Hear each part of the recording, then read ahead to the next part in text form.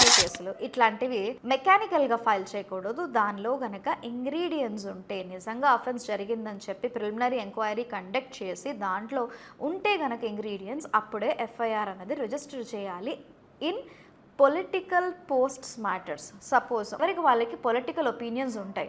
ఒక పార్టీ మీద positive opinion ఉండొచ్చు, ఒక పార్టీ మీద నెగిటివ్ ఒపీనియన్ ఉండొచ్చు. నెగిటివ్ ఒపీనియన్ ఉన్న పార్టీ కానీ, లేకపోతే వాళ్ళు దానికి సంబంధించిన పోస్టులు కానీ, దానికి సంబంధించిన వీడియోలు కానీ ఏమన్నా ఆన్లైన్లో సోషల్ మీడియాలో పబ్లిష్ చేస్తే, పోస్ట్ చేస్తే, అది ఇమీడియట్గా it will not become as a crime.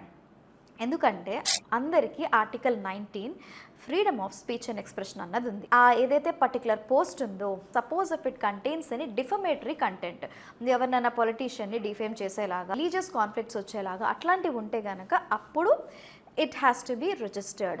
అది కూడా మెకానికల్గా రిజిస్ట్రేషన్ కాకుండా అలాంటి కేసెస్ని ఫస్ట్ పబ్లిక్ ప్రాసిక్యూటర్ దగ్గరికి పంపించి వాళ్ళ ఒపీనియన్ తీసుకుని, లీగల్ ఒపీనియన్ తీసుకుని ప్రిలిమినరీ ఎంక్వైరీ కండక్ట్ చేసి అప్పుడే రిజిస్టర్ చేయాలి. అంతేగాని మెకానికల్గా ఉంది కదా, పోస్ట్ వచ్చింది కదా, ఈ సెక్షన్ ఉంది కదా అని చెప్పి అప్లై చేసి ఫ్రివిలస్ కంప్లైంట్స్, మెలీషియస్ కంప్లైంట్స్ రిజిస్టర్ చేయకూడదు. అలా రిజిస్టర్ చేస్తే రిజిస్ట్రేషన్ చేసిన వాళ్ళ మీద కూడా, అలాంటి ఐఓ మీద కూడా యాక్షన్ తీసుకోవాలి అని చెప్పి సుప్రీంకోర్టు ఈ జడ్జ్మెంట్లో స్పెసిఫై చేసింది.